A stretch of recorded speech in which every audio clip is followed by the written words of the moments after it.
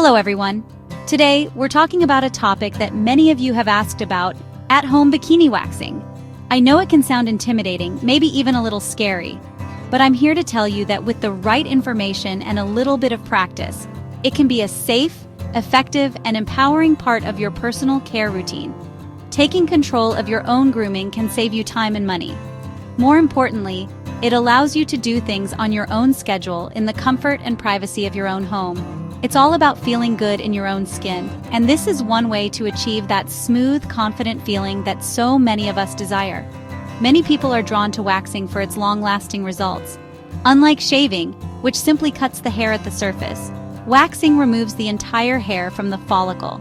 This means you can enjoy weeks of smoothness instead of just a day or two. Think about the freedom of not having to worry about stubble or razor burn during your vacation or a trip to the pool. When you learn to wax at home, you are investing in a skill. You are learning to listen to your body and understand its needs. This guide is designed to walk you through every single step, making the process as simple and painless as possible for you. Of course, safety is our #1 priority. The skin around the vulva is incredibly delicate and sensitive, so we must treat it with the utmost care and respect. That's why I've put together this ultimate guide. We will cover everything you need to know, from preparing your skin and choosing the right products to mastering the technique and caring for your skin afterward. My goal is to demystify the process and give you the confidence to proceed safely. We will break it down into easy, manageable steps. You'll learn what to do, and just as importantly, what not to do, to ensure a positive and healthy experience from start to finish. Think of this as your personal coaching session. I'm here to be your guide, providing you with the same advice I would give to anyone seeking to take charge of their wellness. We will focus on hygiene, pain reduction, and achieving those professional-looking results you want. Remember, knowledge is power. By understanding the correct methods, you eliminate the guesswork and reduce the risk of irritation, ingrown hairs, or injury. So take a deep breath, get comfortable, and let's begin this journey to mastering at-home vulva waxing together. You can do this. Before we even think about touching wax to skin, we must first understand the area we are working with. This is a crucial step for safety. The term bikini wax is often used broadly, but when we are talking about waxing this area at home, we need to be specific. We are focusing on the vulva, which is the external part of the female genitals. Knowing the different parts helps you know which areas are safer for a beginner to wax at home and which areas are best left to a professional. This anatomical knowledge is your first line of defense against mistakes and will help you navigate the process with much more confidence and precision. Let's look at the key areas. The mons pubis is the rounded, fleshy area right above the pubic bone, often covered in a patch of pubic hair. This is generally the easiest and safest place for a beginner to start waxing. Next are the labia majora, which are the outer lips that extend down from the mons pubis. These can also be waxed at home, but they require more care because the skin is looser. The area that we must be very cautious about is the labia minora, the smaller inner lips. For your safety, I strongly advise against waxing the labia minora or any internal areas at home. These areas are extremely sensitive and are best handled by a licensed esthetician. So, for our guide today, we will be focusing on the mons pubis and the labia majora. This is what is often referred to as a standard bikini line wax, or a more extended bikini wax. You can decide how much or how little hair you want to remove from these zones. Some people prefer just to clean up the sides that might be visible outside a swimsuit, while others may choose to remove more hair from the top and the outer labia. The choice is completely yours. The important thing is to create a clear plan before you start, so you know exactly which areas you will be targeting during your session. It's a great idea to use a handheld mirror before you even start the preparation process. Take a moment to get familiar with your own body. Identify the mons pubis and the labia majora. Notice the direction your hair grows in different sections, as this will be very important when we talk about applying and removing the wax. This simple act of observation is incredibly empowering and practical. It transforms the process from a blind task into a calculated and mindful procedure. Respecting your body's anatomy is the foundation of a safe and successful at-home wax. Proper preparation is not just a suggestion, it is an absolute requirement for a safe and less painful waxing experience. Think of it like a chef preparing their ingredients before they start cooking. Your success depends on what you do before the main event. Your first step should happen about 24 to 48 hours before you plan to wax. Exfoliate the area gently. Use a mild scrub or an exfoliating mitt in the shower to slough off any dead skin cells. This helps to prevent clogged pores and frees up any trapped hairs, which will make the wax grip the hair more effectively and reduce the likelihood of painful ingrown hairs later on. On the day of your wax, the preparation continues. First, you need to ensure your hair is the right length. It should be about 1/4 of an inch long, which is roughly the length of a grain of rice. If your hair is too short, the wax won't be able to grip it properly. If it's too long, the process will be much more painful and messy. Use a pair of small, clean grooming scissors or an electric trimmer with a guard to carefully trim the hair down to the ideal length. Take your time with this step, especially when working on the labia, to avoid any nicks or cuts. Next, it's time for a warm shower or bath right before you begin. This is not just for cleanliness, which is vital, but also to help open up your pores. The warmth softens both the skin and the hair follicles, making hair removal easier and less painful. Use a mild, fragrance-free soap to cleanse the area thoroughly. After your shower, it is critical that you dry the area completely. Pat the skin gently with a clean towel. Do not rub, as this can cause irritation. Any moisture left on the skin will prevent the wax from adhering correctly, so take an extra minute to ensure you are perfectly dry. The final preparation step is to create the perfect canvas for the wax. Some people find that taking an over-the-counter pain reliever like ibuprofen about 30 to 60 minutes before waxing can help take the edge off the discomfort. This is an optional step, but many find it helpful. Right before you apply the wax, you should apply a very light dusting of cornstarch or talc-free baby powder to the area.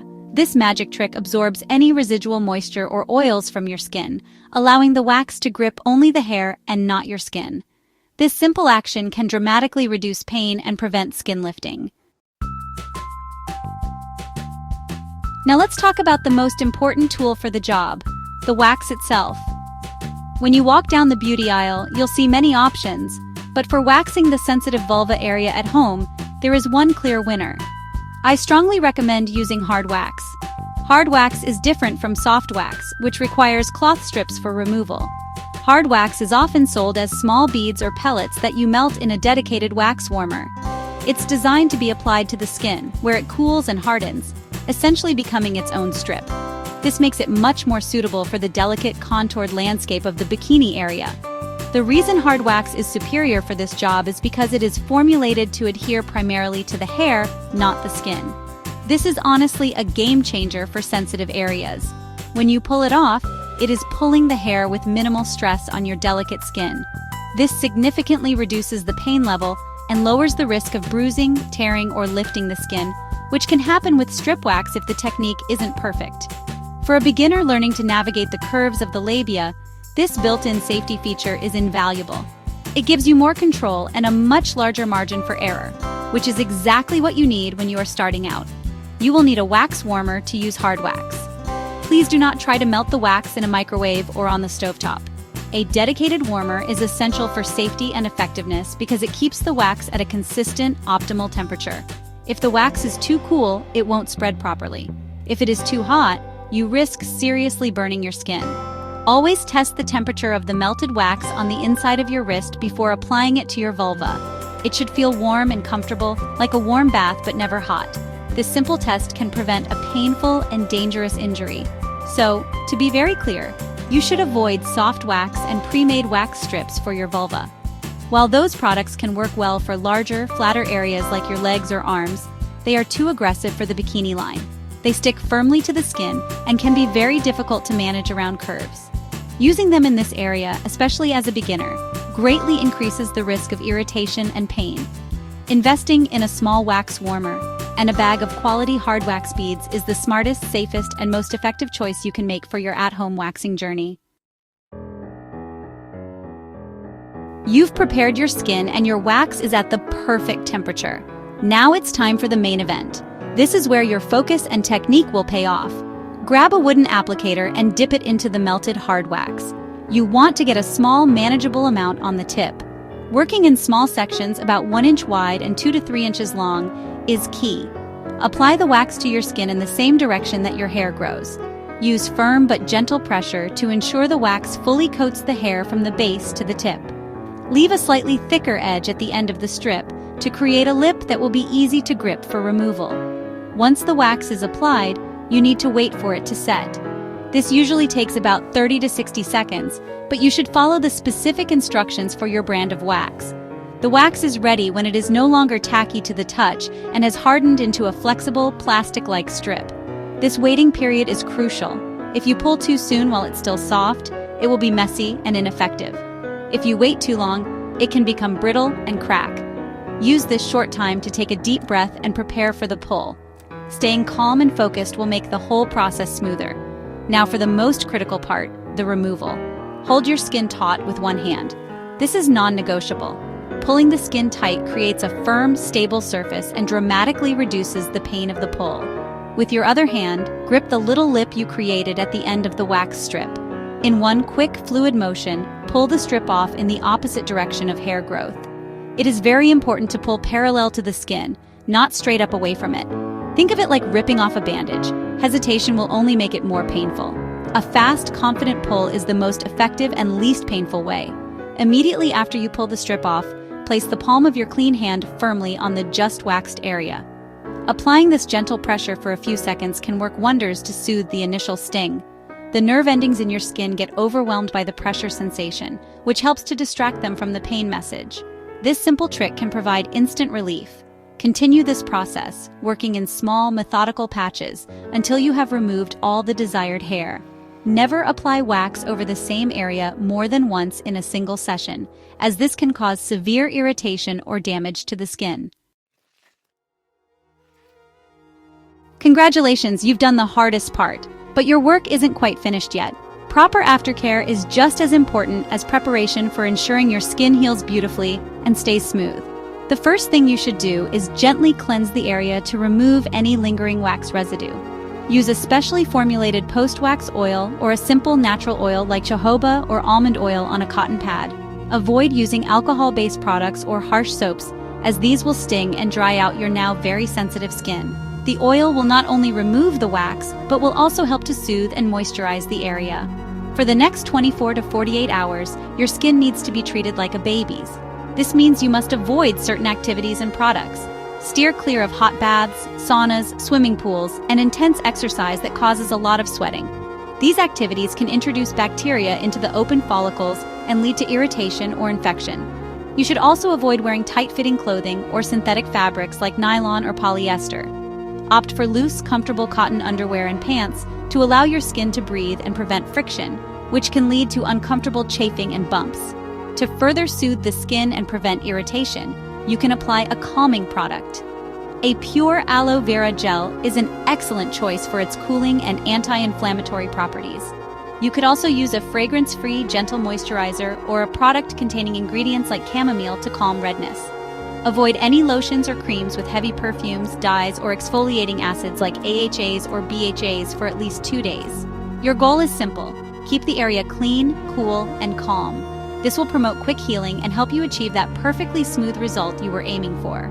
Finally, let's talk about long-term maintenance to prevent those dreaded ingrown hairs. About 2 or 3 days after waxing, you can resume gentle exfoliation. Using a soft washcloth, a mild scrub, or a chemical exfoliant with salicylic or glycolic acid 2 to 3 times a week will help keep the skin clear and allow new hairs to grow back without getting trapped. Remember that consistency is key. With this mindful aftercare routine, you can enjoy the beautiful, long-lasting results of your work and approach your next session with even more confidence and skill. You've got this.